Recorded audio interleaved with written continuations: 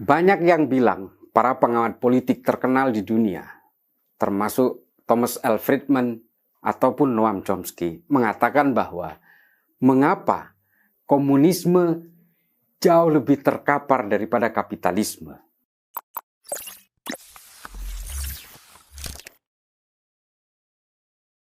Dua permusuhan ini yang dulu digambarkan sebagai permusuhan abadi, ternyata juga tidak abadi. Komunisme saat ini sedang sekarat. Mengapa komunisme pada akhirnya harus takluk kepada kapitalisme? Sederhana jawabannya. Komunisme masih terlalu sibuk pada tataran doktrin. Kapitalisme sejak dulu sudah sibuk dengan tataran praktik. Oleh karena itu, mengapa kemudian komunisme terkapar lebih dulu? Karena dia belum berada pada tataran praktik. Pasca tumbangnya komunisme di Rusia, lalu kemudian kekuatan komunisme di dunia ini mulai melemah. Hanya beberapa negara yang menggunakan ideologi komunisme itu. Kemudian komunisme ini dijadikan komoditas politik, terutama di negara kita. Dikatakan bahwa PKI bangkit lagi. Komunisme kemudian dikatakan bangkit lagi tanpa pernah bisa menyebutkan di mana wilayahnya, apa strukturnya. Ini adalah komoditas politik dan ini adalah pembodohan. Mengapa saya tidak pernah percaya terhadap isu-isu seperti ini? Karena satu hal adalah secara geopolitik global, komunisme sudah tidak memungkinkan untuk bangkit kembali. Mereka hanya berusaha bertahan dengan harga dirinya, terutama di negara kita. Di negara kita sangat tidak memungkinkan itu. Setelah secara hukum, kekuatan komunis, dalam hal ini Partai Komunis Indonesia beserta ajarannya, Marxisme, Leninisme, Stalinisme dan sebagainya sudah diharamkan untuk hidup di negara ini. Artinya apa? Ada perangkat-perangkat hukum yang jelas untuk berusaha melakukan penghadangan itu. Tapi kemudian sebagian orang mengatakan komunisme bangkit lagi. Ini sebenarnya adalah pembodohan. Ini adalah pembuaian. Seolah-olah dia harus membangkitkan sesuatu yang sudah tidak ada agar dirinya muncul kembali. Ini gorengan-gorengan lama. Kalau kita perhatikan secara geopolitik global adalah bahwa ketika kapitalisme ini bertahan dalam kekuasaannya pada saat ini, kemudian orang menganggap bahwa satu-satunya yang bisa melakukan perlawanan terhadap kapitalisme adalah agama. Mengapa agama? Karena agama sudah terbukti selama beratus-ratus tahun. Agama adalah suatu entitas yang sanggup bertahan. Karena apa? Karena agama pada saat ini sudah berada pada tataran doktrin dan juga pada tataran praktik sekaligus. Nah, inilah kemudian yang dianggap sebagai lawan yang sepadan terhadap kapitalisme. Oleh karena itu, kemudian berbagai politisasi agama ini merebak di mana-mana. Mulai dari Brazil, Meksiko, Amerika Serikat sendiri, di Hongaria, dan juga di beberapa negara Afrika, Asia Selatan, termasuk Asia Tenggara. Ini politisasi agama yang sengaja dihembuskan, dikompori, dibakar agar bangkit.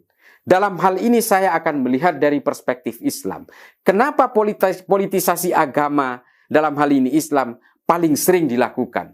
Karena hanya Islam yang mempunyai militansi tinggi. Ini terbukti Islam hanya dijadikan kendaraan oleh kelompok kekuatan barat dalam menghalangi musuh-musuh mereka untuk dipakai sebagai alat kepentingan mereka. Kita tahu Al-Qaeda dipakai untuk menghalau Uni Soviet dari Afghanistan. Lalu ISIS juga dipakai untuk kepentingan-kepentingan itu. Bagaimana kemudian kelompok-kelompok politik di Arab dipakai untuk menghalangi gerakan-gerakan Syiah dan sebagainya.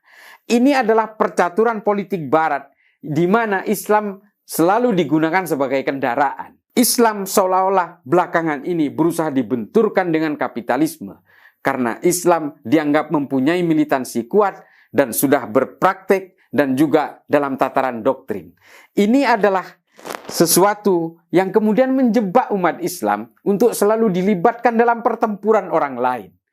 Islam seolah-olah digiring paksa untuk kemudian menjadi lawan kapitalisme. Tujuannya apa? Bukankah kapitalisme itu adalah programnya Barat? Inilah kemudian kita harus percaya terhadap teori-teori tentang pembesaran ideologi tertentu. Jika kapitalisme tidak diciptakan musuh, maka kapitalisme tidak akan semakin membesar. Oleh karena itulah kemudian beberapa kepentingan politik Barat berusaha membangkitkan Islam supaya menjadi lawan dari kapitalisme. Gerakan-gerakan khilafah, ideologi-ideologi berkedok revivalis Islam yang hanya ingin membangkitkan militansi eksklusivisme dalam Islam, tujuannya adalah itu. Tujuannya adalah supaya membuat kekuatan baru untuk melawan kapitalisme. Sekali lagi tujuannya saya perjelas, agar kapitalisme ini menjadi kekuatan yang jauh lebih besar. Kita tidak boleh terjebak dalam penggiringan paksa ini. Banyak orang yang kemudian dengan gairah perjuangan Islam, gairah jihadnya yang membuta, lalu kemudian tanpa pernah berpikir ada kekuatan-kekuatan lain yang bermain di sekelilingnya. Bagaimana ISIS itu dibentuk, bagaimana Al-Qaeda itu dibentuk, bagaimana pada akhirnya Taliban harus bersepakat dengan Amerika. Ini adalah politik-politik kekuatan Barat yang berusaha bermain untuk mengguncang dalam hal ini kekuatan-kekuatan Islam untuk dibenturkan dengan kapitalisme. Tujuannya apa? Bukan membesarkan Islam, tapi membesarkan kapitalisme itu sendiri. Ideologi selalu memerlukan musuh dalam usaha untuk membesarkan dirinya. Ini lazim terjadi. Tanpa musuh, suatu ideologi tidak akan pernah bisa menjadi jauh lebih besar. Karena bagaimanapun musuh yang melawan terhadap ideologi itu, pada akhirnya ideologi itu akan memerlukan penetrasi, doktrin, dan tataran praktek yang jauh lebih besar. Inilah yang terjadi pada masa-masa sekarang ini.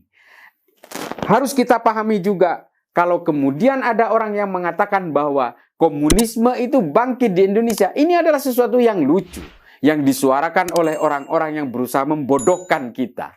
Komunisme itu, kalaupun bangkit di negara kita, tentu saja tidak akan lebih tahu daripada satu ormas misalnya. Tidak akan lebih tahu tentang seseorang mantan panglima misalnya. Ini mohon maaf terpaksa saya sitir kekuatan-kekuatan yang selama ini sangat giat untuk mengatakan bahwa komunisme itu bangkit kembali. Bagaimanapun ketika ada kekuatan poros tengah, kekuatan kanan dan kiri, kelompok kanan selalu mencari kelompok kiri untuk membesarkan kelompok kanan. Ini teori yang baku dalam ideologi politik. Kelompok kanan akan selalu mencari musuh dan menggunakan stigma kelompok kiri kepada kelompok tengah ini. Itulah kenapa saya selalu beranggapan bahwa komunisme pada akhirnya akan dilekatkan kepada PDIP. Sebagai kekuatan elektoral terbesar di Indonesia, mereka, kelompok-kelompok kanan, akan berusaha mendegradasi dan mendevaluasi dari kekuatan elektoral terbesar ini dengan stigma sebagai kelompok kiri. Ini lazim terjadi ketika partai-partai yang didukung oleh kelompok kanan ini makin meredup, mereka kemudian mencari kambing hitam untuk memunculkan kelompok kiri. Ini adalah teori-teori kurva normal yang memang terjadi dalam dunia politik. Dan itu harus kita sadari bahwa ketika Anda menuduh komunisme itu telah bangkit, rata-rata mereka tidak pernah bisa menunjukkan di mana komunisme yang bangkit itu, di mana strukturnya, di mana situsnya.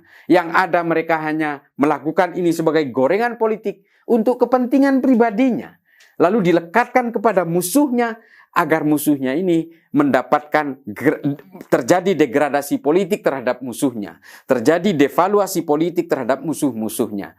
Oleh karena itu, kawan-kawan sekalian, saudara-saudaraku, kita harus memahami bahwa isu-isu ini biasa digelembungkan oleh orang-orang untuk membodohi kita. Oleh karena itu juga, marilah kita berpolitik dengan sadar, jika Anda masih punya kesadaran politik. Oleh karena itu, kawan-kawan sekalian, tolong dipahami bahwa isu-isu seperti ini biasa digulirkan oleh orang-orang yang terlalu ambisi terhadap kekuasaan politik. Dan ketika kekuasaan politik itu terlalu dipegang teguh dalam ambisinya yang luar biasa, ambisinya yang buta, maka yang terjadi adalah kebodohan dirinya akan ditularkan kepada kita. Kita dipaksa untuk bodoh seperti halnya kebodohan yang dia miliki. Demikian.